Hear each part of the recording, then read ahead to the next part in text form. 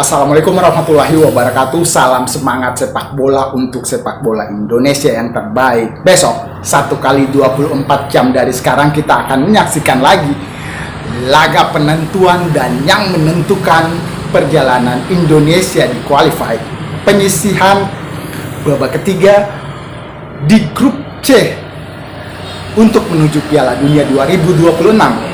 Cina akan menjamu timnas Indonesia di salah satu provinsinya, Guangdong, salah satu stadion terbesar di Cina yang memiliki kapasitas penonton 50.000 kursi. Dan kita berharap besok pertandingannya akan berjalan seperti yang kita harapkan. Indonesia memetik kemenangan 3 poin untuk dibawa pulang. Channel Deddy Sapa Teman, hari ini kita akan sedikit mengulas tentang apa-apa yang akan terjadi yang kita prediksi di besok hari. Perbedaan waktu antara Indonesia dan Cina, karena Cina berada di Asia Timur dan Indonesia berada di Asia Tenggara, tidak begitu signifikan ketika di Bahrain kemarin, karena Bahrain adalah negara Timur Tengah. Jadi perbedaan waktu kita menyaksikannya di dini hari atau di subuh hari, sementara besok terjadwal pertandingan akan dilaksanakan di pukul 19 waktu Indonesia Barat. Mari kita terus dukung dan doakan yang terbaik untuk skuad timnas Indonesia.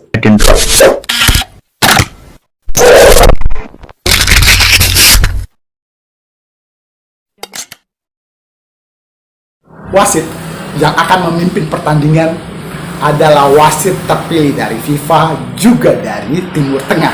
Ini dia profilnya. Wasit Omar Mohamed Al-Ali dari Uni Emirat Arab akan memimpin laga Indonesia vs China dalam kualifikasi Piala Dunia 2026. Sebelumnya, Omar Mohamed Al-Ali pernah memimpin pertandingan antara Bahrain melawan Australia pada bulan kemarin. Laga itu berakhir dengan kemenangan Bahrain 1-0 dan wasit mengeluarkan kartu merah untuk pemain Australia, yakni Kusing Yengi. Semoga wasit ini adil dalam memimpin timnas Indonesia melawan China nanti ya sob.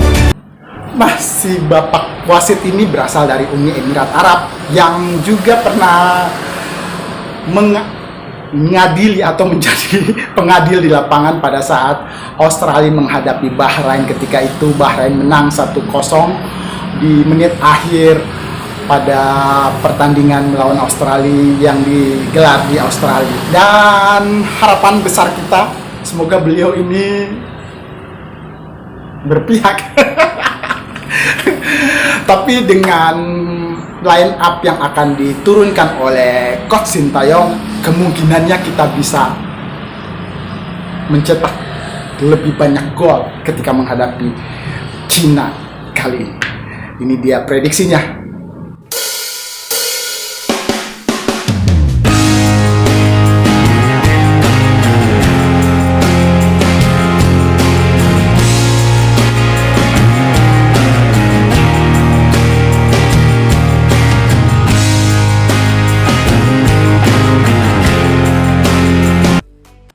Dan ini sekilas ataupun sedikit informasi yang belum kita ketahui.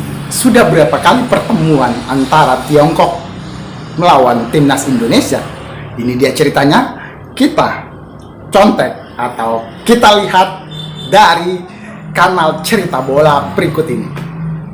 Timnas Indonesia akan melakoni laga penting di matchday keempat kualifikasi Piala Dunia Zona Asia saat bertandang ke Qingdao Youth Football Stadium markas dari Cina. Setelah gagal meraih kemenangan melawan Bahrain, tim asuhan Sintayong kini telah fokus untuk meraih kemenangan atas tim tirai bambu. Menurut jadwal, pertandingan antara skuad asuhan Sintayong melawan timnas Cina ini bakal berlangsung pada Selasa 15 Oktober 2024 malam waktu Indonesia Barat. Ini menjadi kesempatan bagi timnas Indonesia untuk bangkit dan meraih kemenangan pertama. Apalagi timnas Cina dalam kondisi yang kurang ideal dalam beberapa pertandingan terakhir. Melihat rekor pertemuan, Indonesia sudah 4 kali bertandang ke markas Cina. Namun hasilnya, timnas Indonesia selalu kalah.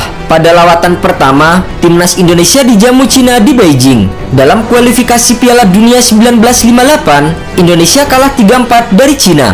Pertandingan tandang kedua dijalani Indonesia dalam laga persahabatan. Pada 17 Agustus 1963, Indonesia kalah dengan skor 3 gol tanpa balas. Indonesia kembali kalah dalam lawatan ketiga. Bertanding di Kunming pada 13 Mei 2001, tim Merah Putih kalah dengan skor telak 1-5 dari Cina. Sementara pada lawatan terakhir, Indonesia juga meraih hasil negatif. Indonesia kalah tipis 0-1 pada 15 November 2013. Secara keseluruhan, Indonesia sudah berhadapan dengan Cina sebanyak 17 kali dalam catatan 11 versus 11. Indonesia menang 3 kali, imbang 3 kali, dan kalah 11 kali. Kemenangan timnas Indonesia atas Cina terakhir kali diraih pada tahun 1987. Unggul secara rekor pertemuan melawan timnas Indonesia, media Cina bernama Sohu sangat optimis timnya akan meraih kemenangan mudah. Sulit membandingkan Cina dengan tim seperti Indonesia. Jika Cina ingin melaju ke Piala Dunia, mereka harus memenangkan 2 pertandingan melawan Indonesia. Berdasarkan ranking FIFA terakhir pada 19 September 2024, Cina berada di urutan ke-91 dengan 1253,77 poin. Meski unggul jauh atas Indonesia, namun posisi mereka turun 4 tangga dari sebelumnya. Sementara timnas Indonesia terus mengalami kenaikan ranking.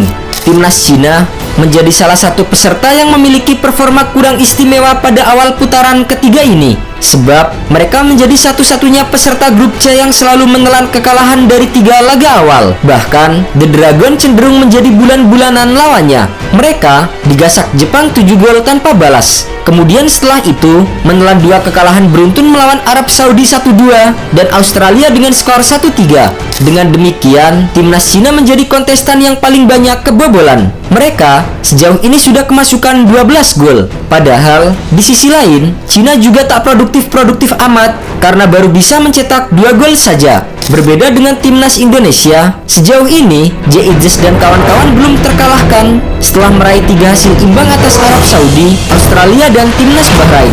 Timnas Indonesia juga mampu mencetak 4 gol dan 4 kali kebobolan. Catatan lain yang mesti diantisipasi oleh timnas Indonesia adalah 2 pemain naturalisasi milik Cina yang menjadi andalan di kualifikasi tahun ini. Nama yang pertama adalah Thias Browning. Bek tengah berusia 30 tahun ini menjadi tulang punggung utama di lini pertahanan. Rekam jejaknya juga mentereng, sebab ia pernah berkarir di Liga Inggris bersama dengan Everton, Wigan Athletic, dan Sunderland. Sedangkan di lini depan, The Dragon diperkuat oleh winger kelahiran Brasil Fernandinho. Sejauh ini, pemain berusia 31 tahun itu telah menyumbangkan 1 gol dari 7 laga bersama dengan timnas Cina. Fernandinho awalnya memulai karirnya di klub-klub Portugal. Setelah merantau dari Brazil di tahun 2014, Fernandinho lalu menjajal Liga Cina sejak 2015 dengan bermain untuk CQ Livan. Selama di Liga Cina, Fernandinho sudah bermain untuk 6 klub. Kini, dirinya memperkuat SH Shenhua setelah dipinjamkan dari SD Taishan. Fernandinho sudah mencatatkan 155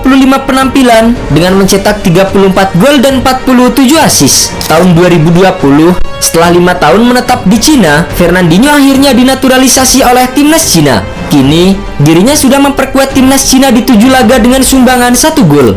Selain pemain naturalisasi, Cina juga punya pemain yang pernah berkarir di Eropa, seperti Wei Xihao yang pernah bermain di Liga Portugal bersama dengan Boavista, Feirense, dan Laisos. Kemudian, ada Zhang Yuning yang pernah memperkuat Vitesse di Belanda serta West Bromwich Albion di Inggris. Ada juga gelandang Li Yuanyi yang pernah bermain di Portugal bersama dengan Casapia dan Boavista, serta Wang Sangyuan yang pernah memperkuat klub Brugge.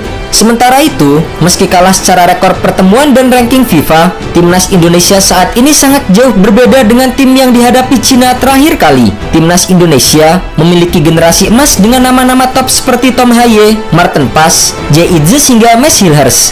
Bahkan, timnas Indonesia juga baru saja kedatangan bek kelas Eropa asal Copenhagen, Kevin Dix. Secara nilai pasar, timnas Indonesia unggul jauh atas Cina di angka 426,28 miliar rupiah. Sementara Cina hanya memiliki nilai 156,87 miliar rupiah. Dengan kekuatan yang lebih besar dan pemain-pemain mentereng kelas Eropa, timnas Indonesia diprediksi akan meraih kemenangan atas Cina dan membuka kembali peluang lolos langsung ke Piala Dunia 2026. Mari terus kita berikan dukungan dan doa yang terbaik untuk skuad timnas Indonesia yang berlaga di putaran ketiga di grup C untuk kemenangan Indonesia melawan tim Tiongkok.